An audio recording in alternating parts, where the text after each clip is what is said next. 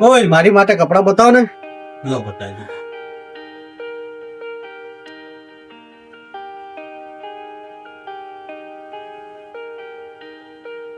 લો લેતા જાઓ.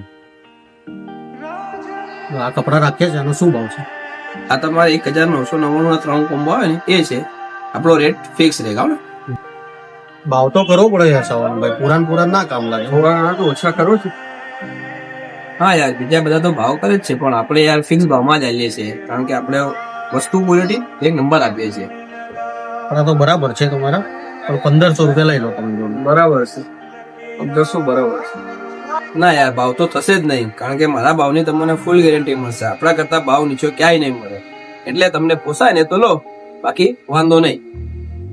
ભાવ ઓછો જ નથી કરતા પછી બીજી દુકાને દેખી લઈએ. ચલો